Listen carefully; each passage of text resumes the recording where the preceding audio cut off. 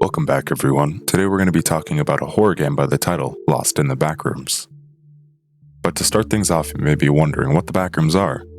Well, to sum it all up for you, the Backrooms is a creepypasta or a legend about a labyrinth of random rooms, hallways, levels, and pretty much anything you can imagine. Each room/level contains its own array of beasts, monsters, and/or entities. Each level has its own characteristics. There's no one for sure way for someone to enter the Backrooms. People that have claimed to go there say they found themselves in the Backrooms by means of touching a wall that seems out of place, going into an area that doesn't feel right, or simply going there by accident in a dream. Although the name may seem non-threatening, don't be fooled. The Backrooms are known to be extremely dangerous. Another way you can enter is by clipping through a wall by accident. As the quote said, there are many, and I mean many, entities of the Backrooms here, and you can never be sure which one you are going to run into because you could be running around for hours not sure where you are.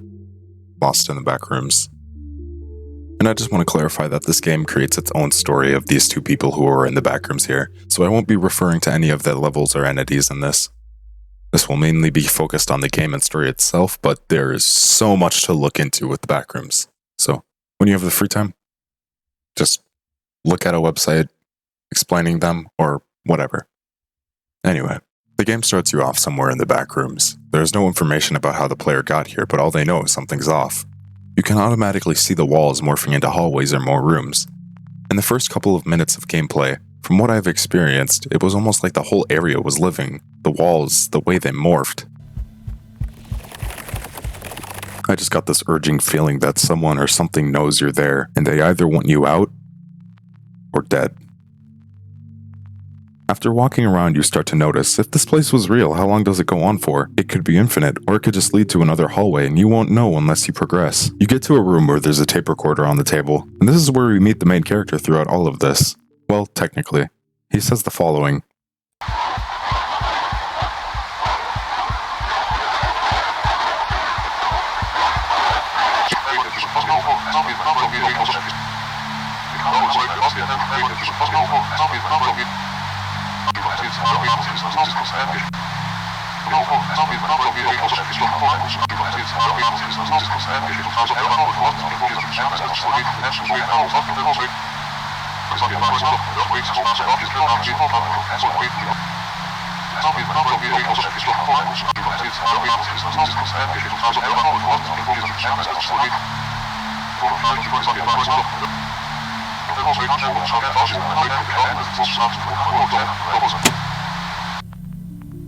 He gives you a brief bit of knowledge, and my question is, how long has he been here? Because he seems to know a lot about what's happening, but he seems just as clueless as the player does. And another question I have, how would he know it's called the Backrooms?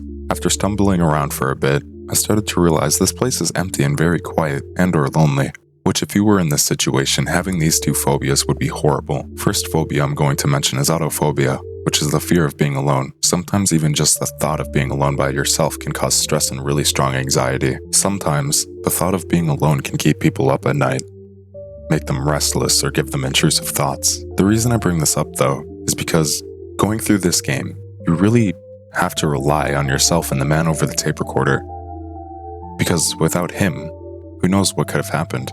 The next phobia I'm going to mention is kinophobia, which is something that I've mentioned in my liminal spaces video. Kinophobia is an intense, irrational fear of empty or wide open spaces. A phobia is not just a mild worry though, it is an uncontrollable, overwhelming fear of an animal, object, person, activity, environment, or situation. The trigger of the phobia presents little or no actual danger, and most people with phobias know this. However, the symptoms of the phobia make them feel like they have no control over their reactions and are powerless to conquer them. And the reason I bring this up is because when you see anything except the table or staircase. There's only what we can assume is either lights or windows with nothing outside of them. Getting back to where we were though, at a point you find another tape and the man says this.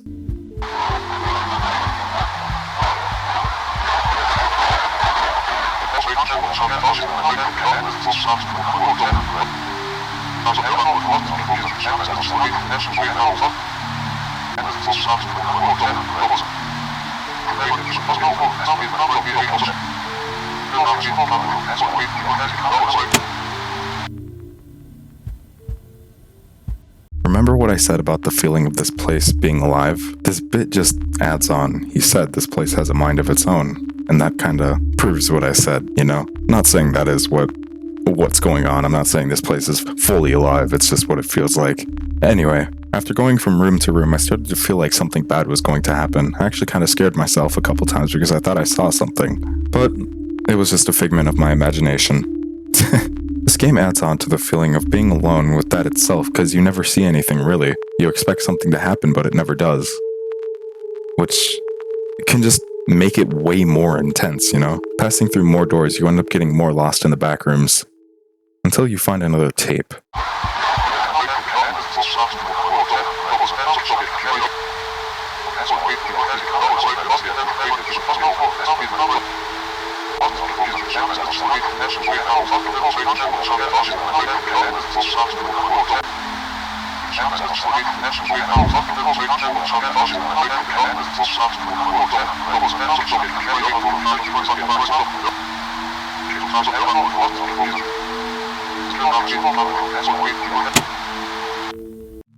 This gives us an answer to the question I had said before about how he knows so much.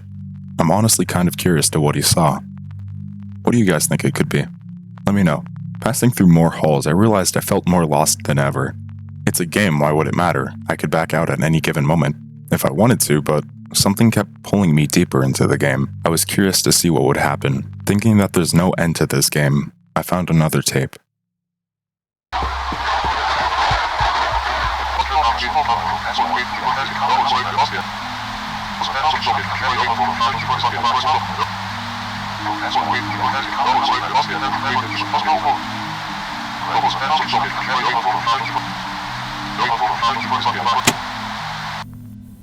We learn more about the main character here. He seems to be nearly as lost as the player is, which makes him in a form relatable, which seems pretty cool in my opinion. Pushing through more doors, I thought of some more things. If someone were actually trapped in the back rooms, how long would it take them to go insane? Because isolation can really fuck up your mind and your perception of other things and other people. You yourself will want to hear other people, see other people, maybe even feel other people, but you can't because you're isolated from any human being, any friend, and any family member. All you can hear are the creatures. Oh yeah, I forgot to mention, while pushing through the back rooms, I continued to hear odd noises coming from all over the place. Things that sounded like growling, crying, maybe even screaming. Here's the next tape. It says this.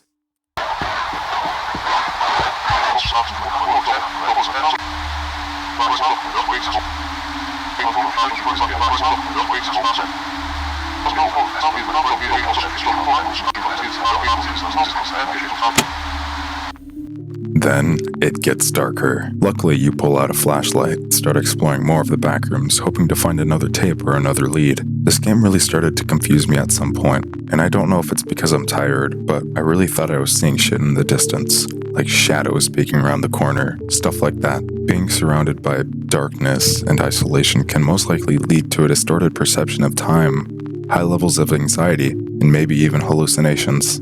After continuing on for what felt like 25 minutes, I found another tape.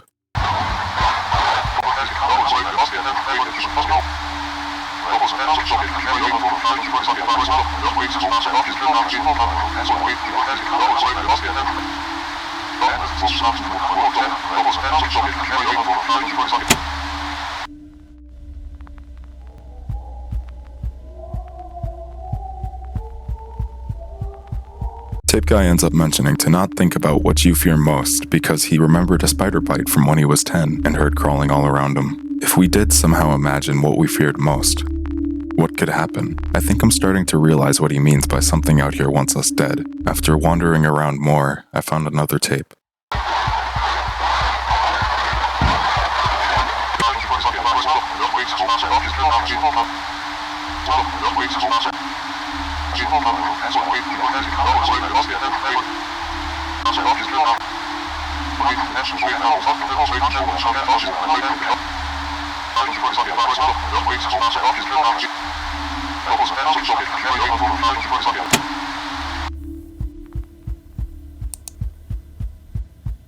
Tape Guy ends up giving us a little bit of courage and some confidence here. Also, the lights turn back on, so that makes it even better. Well, kinda. We're still stuck here, aren't we? Anyway, back to the point. Continuing through these endless halls really makes you question what things could be living here. Pushing farther and farther, I heard more and more noises, which made me a little creeped out, I'm not even gonna lie. But then I found another tape.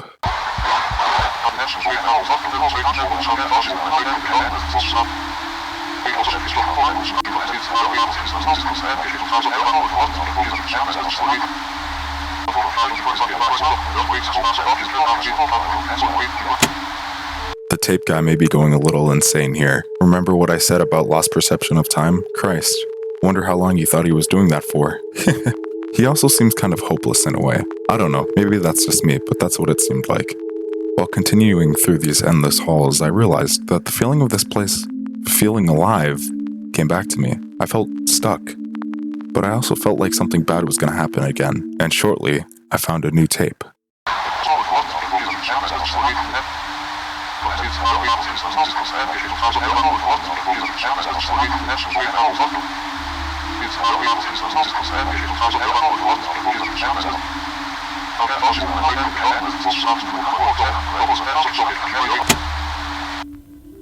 He got lucky because he actually brought food and water. Wonder how long his sanity would deteriorate if he didn't, but that's besides the point. I never really realized how great this atmosphere is. For me, for some reason, it reminds me of being lost at a cabin, maybe. It's because some of the wooden stairs or something like that. But it really gives you some rural, old type of home feeling. And back to what I was saying earlier, he said he was seeing things taking shape in the darkness. Could the player be seeing what he was seeing? After some thinking and walking in these endless halls, I found another tape, but it was hard to see because the lights turned off as soon as the last tape ended.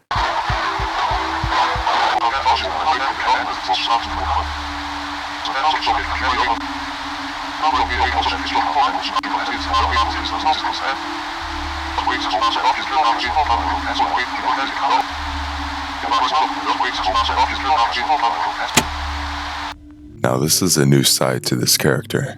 If he brought a weapon here, he could have gotten himself killed, or worse, he could have killed himself.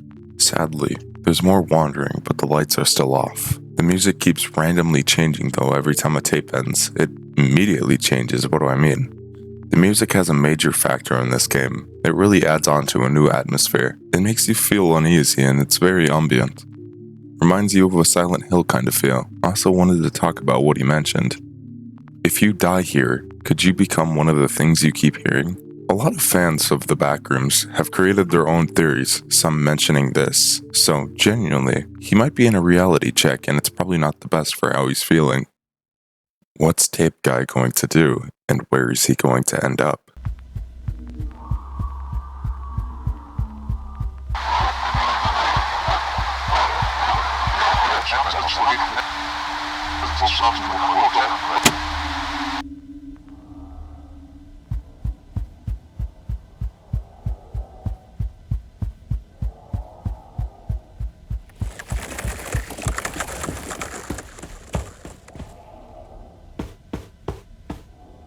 Well, this was a short tape here.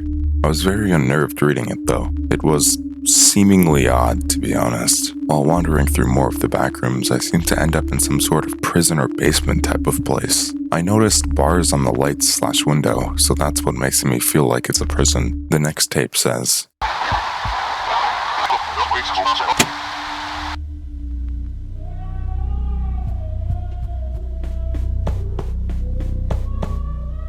could it be? This is where we are trapped for the rest of our lives. The ending of the game comes shortly after this, with something I wasn't expecting.